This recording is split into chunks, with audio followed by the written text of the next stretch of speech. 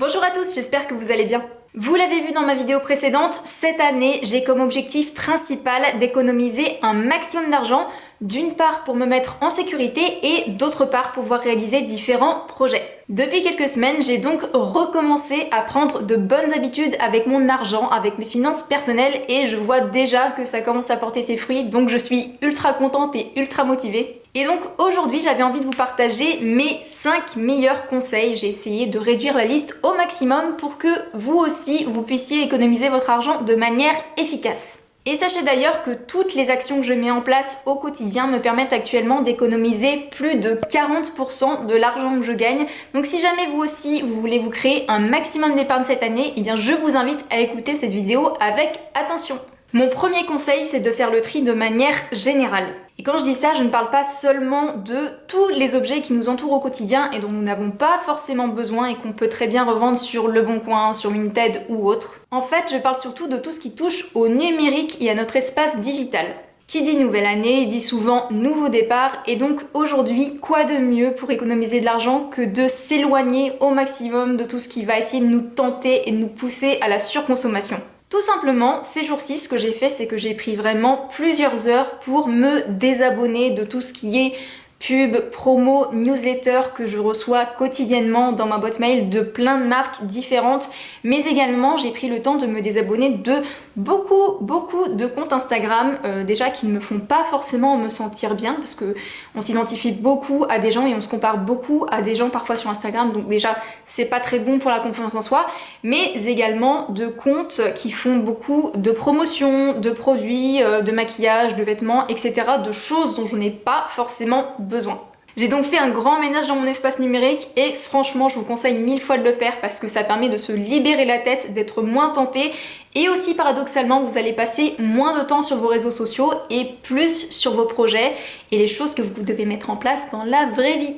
Le deuxième conseil que vous devez absolument appliquer, s'il vous plaît, essayez au moins, même si c'est pas forcément agréable à faire, c'est de faire un budget et de tenir vos comptes. Je vous dis ça en fait parce que ça fait vraiment peu de temps que j'ai mis ça en place dans ma vie, environ 2 ans et demi, donc j'ai 29 ans, donc j'ai perdu quelques années et je le regrette vraiment parce que depuis que je m'y suis mise, mais j'ai des finances personnelles qui sont tellement plus optimisées, ça m'a permis de réduire tellement de dépenses inutiles et j'ai un budget franchement aujourd'hui qui est nickel. La première chose à faire pour vous créer un budget, c'est de faire le listing d'une part de vos revenus et de l'autre de vos dépenses, qu'elles soient fixes ou variables. Faites 2 catégories pour les distinguer et comme ça vous allez pouvoir visualiser votre capacité d'épargne mensuelle et aussi voir si vous avez une petite marge de progression que vous pouvez grappiller. Pour ce qui est de la méthode et du support, donc il n'y a pas forcément de solution idéale, ça dépend vraiment de vous, de ce que vous préférez faire à titre personnel. Vous pouvez très bien avoir un carnet et noter tout à la main, vous pouvez utiliser un fichier Excel, il y a beaucoup de gens qui font leur compte avec ça, comme ça ils peuvent se créer un peu ce dont ils ont besoin, leur budget personnalisé. Et vous avez la troisième catégorie qui sont les applis. Et du coup ce que je préfère c'est cette troisième option, j'utilise depuis du coup environ 1 an et demi une application mobile qui s'appelle Banking et qui me permet justement de suivre un petit peu l'état de mes comptes, mes crédits, mes budgets, mes dépenses. Si jamais cette appli elle vous intéresse, sachez que moi il m'a fallu environ 3 mois le temps de l'ajuster par rapport à mon budget, à mes dépenses, à mes revenus. En fait, vous pouvez vous créer un budget dedans et mettre des seuils. Donc, il m'a fallu 3 mois pour bien paramétrer et trouver vraiment le réglage qui me convenait. Et honnêtement, j'étais agréablement surprise parce que ça m'a un petit peu conditionnée à faire attention à ce que je faisais, à être attentive à mes dépenses.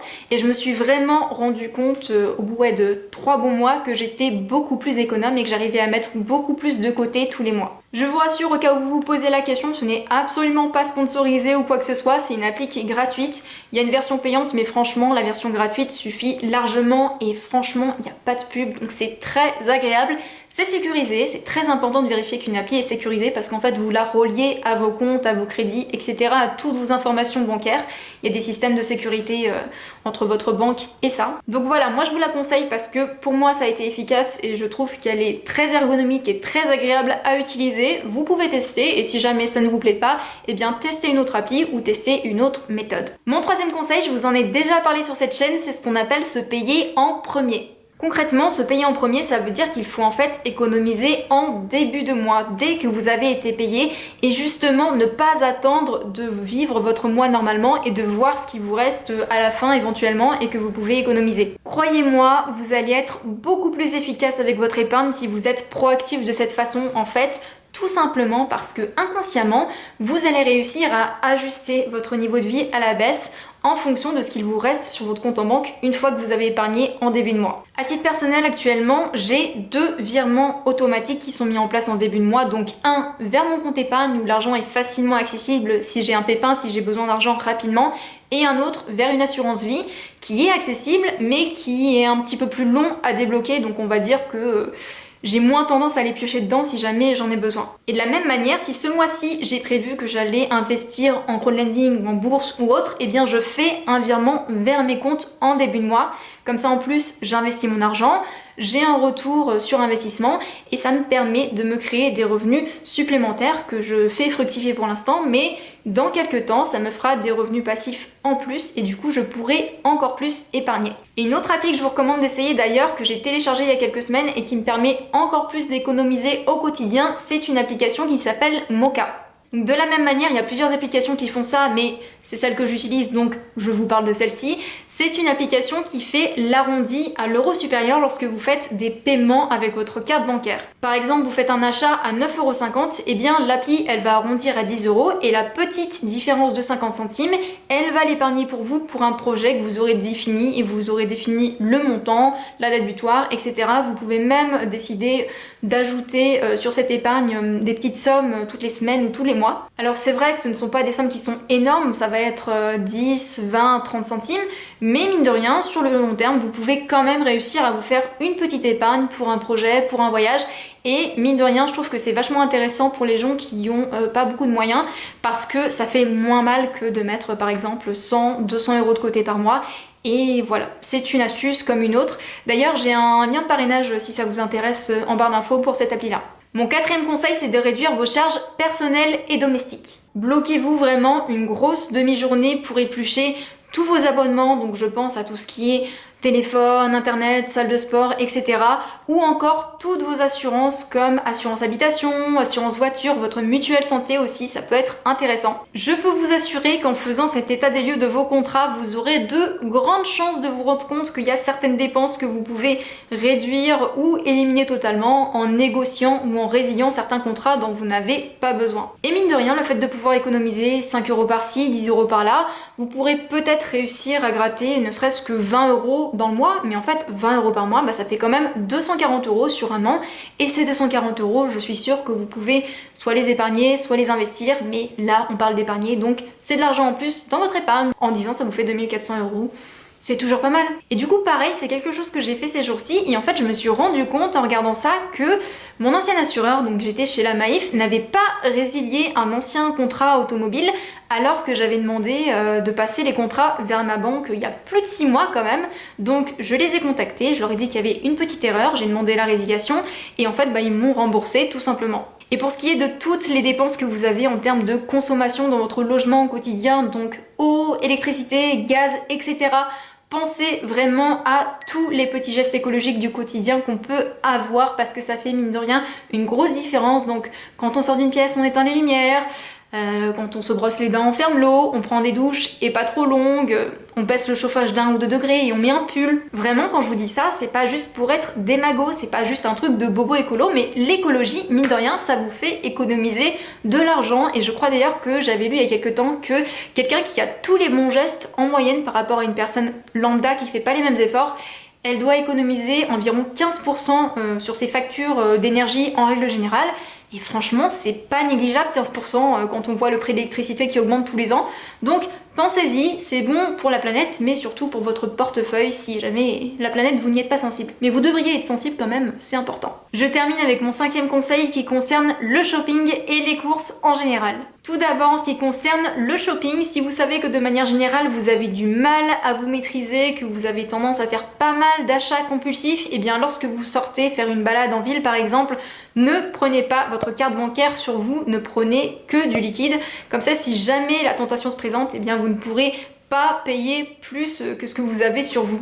Alors oui, on est d'accord, c'est pas super cohérent avec le fait de vous avoir parlé de l'application qui vous permet de faire l'arrondi sur vos achats en carte bancaire, mais je préfère économiser 30 € parce que j'ai pas assez d'argent sur moi plutôt que d'économiser 50 centimes sur une appli.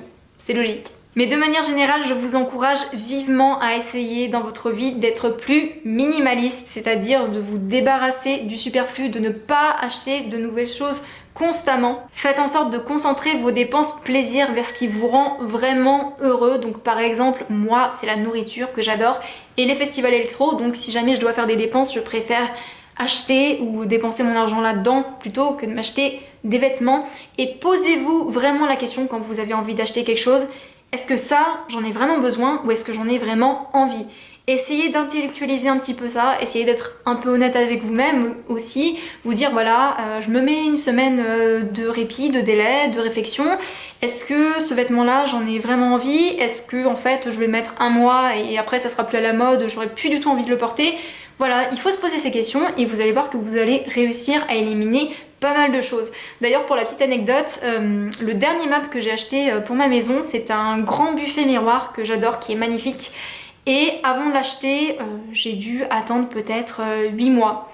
Donc 8 mois pendant lesquels je me disais, est-ce que j'ai vraiment envie de ce meuble? Est-ce que je veux vraiment l'acheter? Sachant que un meuble, c'est quelque chose qui va rester longtemps dans une maison. J'ai pris le temps de la réflexion, mon copain aussi le trouvait joli, donc voilà. Et au final, j'ai sauté le pas quand il y a eu une promo sur ce meuble et du coup j'en ai profité pour l'acheter. Mais je savais que c'était pas juste une passade, c'est quelque chose dont j'avais vraiment envie. Et en ce qui concerne les courses alimentaires cette fois-ci, alors déjà, au grand jamais, ne faites les courses lorsque vous avez faim, lorsque vous avez le ventre vide. Essayez de les faire une fois que vous avez mangé, que vous n'avez plus faim, que vous avez le ventre plein, voire que vous êtes écœuré, si comme moi vous avez tendance à manger beaucoup. Mais je peux vous dire que quand on a faim et qu'on fait les courses, c'est le pire moment parce qu'on a tendance tout de suite à avoir les yeux écarquillés, à vouloir se jeter sur tous les trucs un petit peu réconfortants, les gâteaux, la charcuterie, et du coup bah on se raisonne pas forcément dans ces moments-là, vous voyez, on revient au truc des fringues, et forcément on va les prendre et mine de rien ça va faire augmenter notre panier moyen en caisse. D'ailleurs, je vous conseille toujours de prévoir ce que vous allez manger dans la semaine et de faire une liste de courses vraiment. Déjà, vous n'oublierez rien de ce dont vous avez besoin, donc vous gagnerez du temps.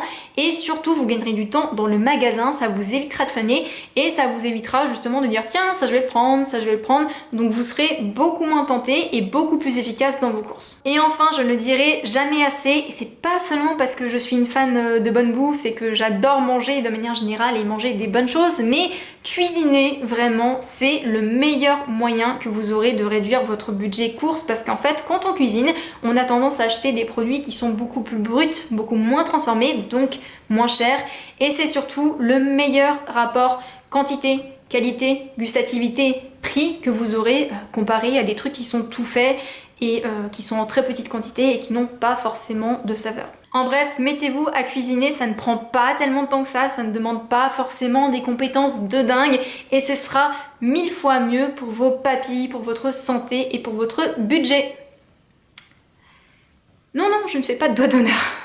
Sur ce, j'espère vraiment que cette vidéo vous a plu et que grâce à mes conseils, vous réussirez vous aussi à atteindre votre objectif de vous créer un maximum d'épargne cette année. Allez, les bonnes résolutions, on les tient, on y croit. Je vous invite également à mettre un like à cette vidéo, à vous abonner à la chaîne et à activer la cloche si ce n'est pas encore fait. Je vous fais de gros bisous et je vous dis à très bientôt pour une prochaine vidéo. Ciao!